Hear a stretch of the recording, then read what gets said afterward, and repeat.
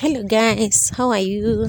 I was chilling with my girl and something came up that I thought I should share with you guys. A small sis called. She was looking for advice and she was complaining that God is not listening to her petitions. She was like, "Girl, I've been giving offering, I've been giving tithes and I've waited long enough. I'm tired of waiting. This God is not listening to my petitions.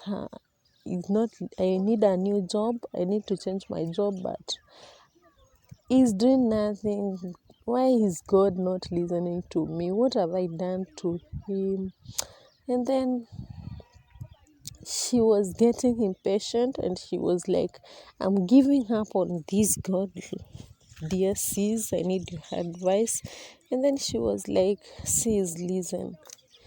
Don't you see that you are lucky? Don't you see all the things that God has done upon your life? Don't you see how you were even lucky to complete your studies even ahead of me? I am your elder sister.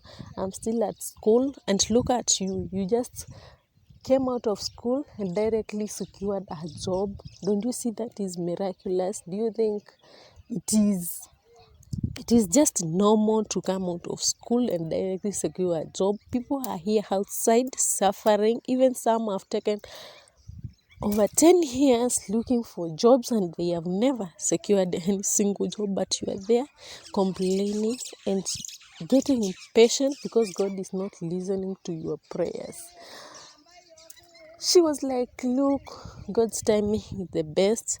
God's purpose in your life, you should wait for the God's purpose in your life. As long as you have done your part, just be patient enough to wait for what God has purposed to do in your life."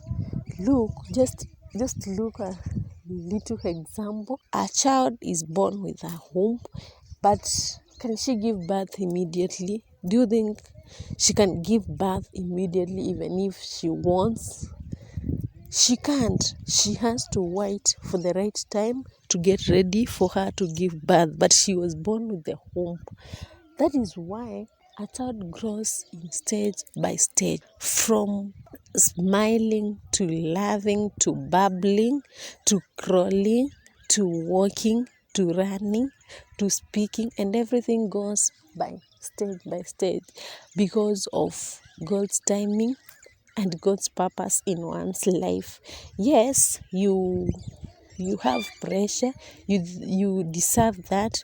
He says that you are all his children, but you need to wait because. And then during the conversation,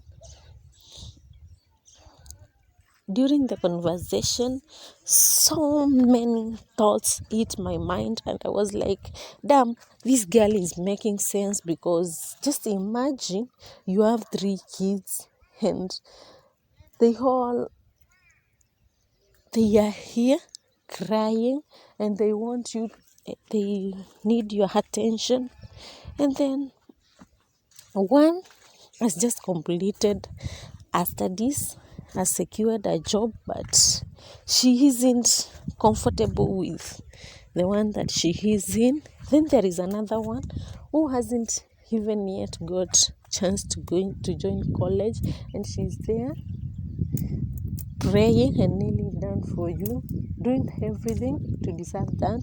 And then there is another one who went to school, but she never secured job, and there is a parent. What do you have to do? You have to wait. And then I was like, at least sometimes, in as much as we are praying, in as much as we want God to listen to our prayers, we need to also reason. We need to also put ourselves in his shoes. You're not the only child that is crying to get attention to him, but he says he'll give you. That is why he puts the timing to be able to distribute his blessings, because you can't because because God has to weigh what matters, who is able to sustain what plans he has on his mind, what plans he has on our life. So if you are not ready for the plans that he has, he can secure you something to hold you if he thinks you are impatient enough. Because it was like, why would God give someone a job immediately after school, and the same God let another person wait for more than 10 years in order to get a job? Because he was like, look, this one, even if they stay, I was thinking, like, even if they stay for over 10 years, they will not forget that I am God, I am the maker. But someone gets, maybe because their patience is weaker, their faith is weaker, because the girl just went to the church for a short period of time, giving offering, giving tithe, and then she stopped when she grew impatient of waiting. She saw that God is not answering, but she thought God is not answering to her prayers and will never answer to her prayers. And then stopped attending to church. She stopped attending to church. I have been praising God, and I have been faithful that God, the God that we worship, the God that has put us into this world, has purpose for everyone, and it's our duty to be patient and continue praying to get ready for the purpose that he has put in our life. You shouldn't be complaining. You should continue and continue and continue. You know what? Maybe God sees that. Maybe God just looked at you and said, this child of mine, the only thing that brings into my presence is that second job that she wants. There is nothing else that makes her think about me.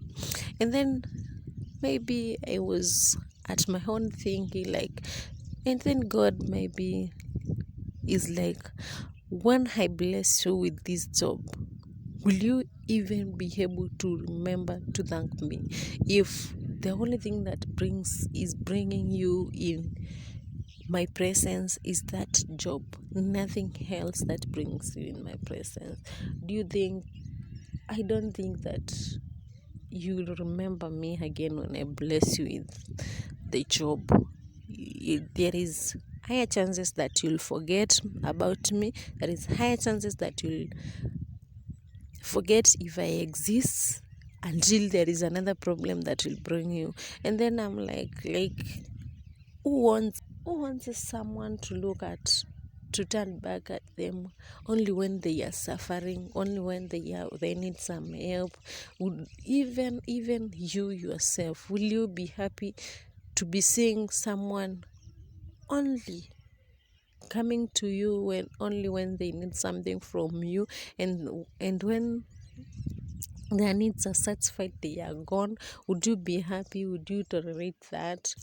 So I was looking at these two sisters, and then I was like, in as much as we are praying, in as much as we are sending petitions to God to listen to us, are we giving God reasons to doubt our petitions? Are we giving God reasons to doubt if we'll be back at his presence again to say, thank you, God, I have been praying for this and this, and you've listened to me? Are we giving God reason to doubt that if they bless us with this thing, you'll have lost us? Some of us just go to God's presence when we are in need, and after that we forget about him.